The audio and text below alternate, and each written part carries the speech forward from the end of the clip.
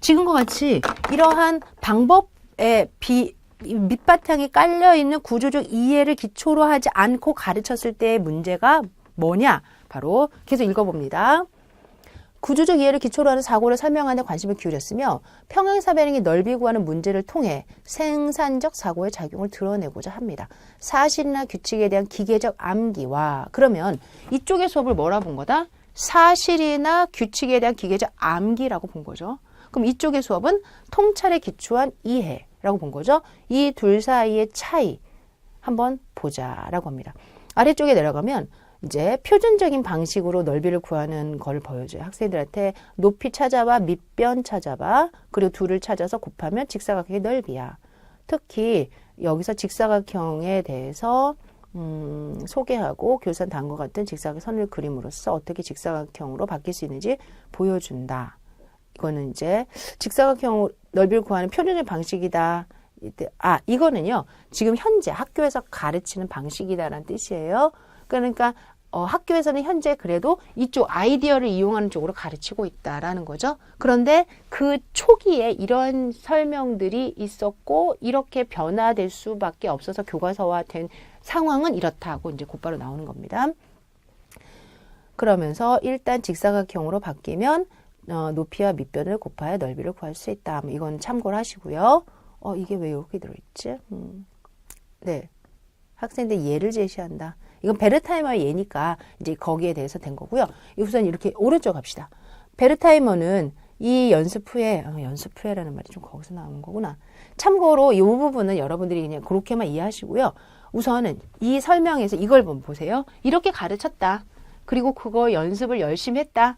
그러면서 연습 후에 학생들한테 비표준적인 방식으로 제시되어 있는 혹은 평행사변형과 거의 다른 기하학적 형태의 넓이를 구하라는 문제를 했을 때 혼란스러워하는 걸 발견했다. 다음에 얘는 베르타이머가 평행사변형에서 구하라는 거였다. 그랬을 때 내려갑니다. 여기서 평행사변형의 다른 도형, 즉 한쪽 끝에 빈 부분을 완벽하게 메울 수 있는 덧붙여진 조각을 가진 직사각형으로 인식될 수 있다. 평행사변형을 수직선을 따라 나누고 이 나누어진 조각을 이리저리 맞춰 이걸 직사각 형태로 변형시키면 밑변 곱하기 높이 공식을 아주 간단히 적용할 수 있다. 그러나 넓이를 구하기 위한 알고리즘의 기초가 되는 구조적 원리, 즉 왜 넓이에 관해서 알고리즘을 적용할 때 수직선을 긋는지를 이해하지 못하는 규칙에 얽매인 아이들은 도형의 밑변과 수직이 되는 선을 긋는 것이 아니라 종의 아랫변과 수직이 되는 선을 긋기도 했다. 다음 페이지 270페이지에 이런 그림을 그리기도 했다라는 거죠. 여기까지의 설명, 그리고 제가 지금 드린 이 설명은 베르타이머의 생산적 세거라는 책에 들어있는 내용이기도 합니다. 여하튼 이렇게 결과론적으로 가르쳤다가 이 원리를 통해서 굿 게스탈트를 형성하도록 수업을 진행을 하면 학생들한테는 어떤 긍정적인 사고가 생긴다? 바로 기능적 동질성을 이해하였더라면 이란 말이 나오죠.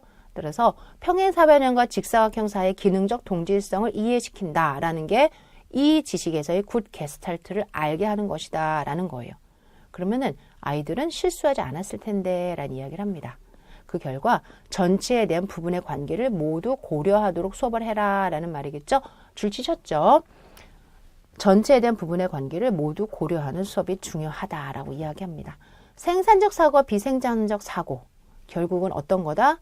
충분한 증거를 차이점에는 유의미 학습과 기계적 학습. 그래서 생산적 사고는 유의미 학습, 비생산적 사고는 기계적 학습 이렇게 구별을 시켜서 다시 분류를 했고요. 그 다음에 쭉 내려와서 짙은 색 글씨인 구조적인 내적 관련성을 보는 통찰력을 얻었는가가 굉장히 중요하다. 이렇게 전체적으로 연결을 시켜주시면 될 것 같습니다. 이제 오른쪽으로 넘어가서 271페이지로 갈게요. 이러한 직사각형의 구조화에서의 넓이의 문제는 이제 무엇을 통해서 봐도 종합적이고 분명하게 보인다. 결국은 넓이와 형태 사이의 내적인 구조적 관계의 깨달음으로 가능하다. 이렇게 됐네요. 깨닫는다라는 게 뭐예요? 통찰한다라는 거죠. 둘을 비교해 봤어요. 분명히 우리 눈에도 썬다이크적인 내용은 별로 안 좋아. 그 다음에 게스탈트적인 게 좋아. 또는 반대로 얘가 좋아, 얘가 안 좋아. 근데 좋고 안 좋고가 우리가 해야 될 일은 아니에요. 우리는 이 둘의 특징이 어떻게 학생들한테 활용될 수 있을까가 특징이에요. 여기에 대해서 정리 마무리 해 드릴게요. 3줄 정도 내려갑니다. 연합주의에서는 연결을 수립하기 위한 많은 문제에 대한 반복 훈련이 그 특징이다. 따라서 여러분들이 반복 훈련을 통해서 결과를 강조하는 수업이면 연합주의가 좋겠죠. 의미 있는 구조화는 상황이 명백할 때는 단일 문제를 갖고서는 파악할 수 있으며 구조적 전이는 전체의 구조와 부분들의 내적 관계를 발견하면서 가능해진다. 그러니까 말이 좀 어렵지만 방금 했던 거 구조적 전이라는 거 아니에요. 그쪽까지 읽지 마세요. 이 부분은 논리주의와 연합주의를 비교해놓은 글이니까 연합주의는 연결을 수립하기 위한 많은 문제에 대한 반복적 훈련이 그 특징이다만 알고 그 다음에 그 밑에 있는 의미 있는 학습에서 좀 연결하시면 됩니다. 앞뒤에 있는 글은 여러분들이 기회가 되면 읽어보지 않으셔도 될 것 같아요. 지금까지의 이런 내용들을 가만히 설명해 보면 결국은 271페이지 아래쪽으로 내려가 봅시다. 두 글자가 보이시죠? 유의미 학습, 무의미 학습. 그러니까 베르타이머나 게스탈트 입장에서는 자신의 학습법이 유의미 학습인 거죠. 그리고 그렇지 않은 결과론적인 학습은 무의미 학습이다라고 이야기하는데 사실 유의미하다, 무의미하다를 이쪽에서 정의한 걸로 우리가 다 인정할 필요 없어요. 그냥 쏜다이크적으로 많이 연습하에 습관이 된 학습, 그 다음에 아이디어를 통해서 구조와 원리를 아는 학습 이렇게 두 가지로 구별을 해주시면 될 것 같아요. 유명한 실험이 있었다라는 거예요. 그러면서 카토나가 149 이걸 외우는 실험인데 집단 1, 집단 2, 집단 3 이렇게 했다. 결국은 이 실험 안에서 쏜다이크가 아닌 베르타이머 사람이니까 원리처럼 외웠더니 좋더라. 이거 결과가 나오겠죠.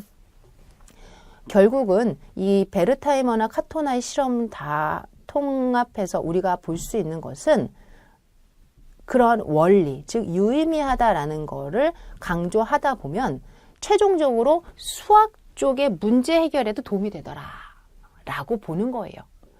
즉 272페이지 쭉 내려가서 아래로 내려갑니다. 형태 심리학에 있어서 유의미 학습에 관한 연구는 문제의 적절한 표상에 대한 필요성과 그의 기초적인 수학적 구조에 중점을 둔다.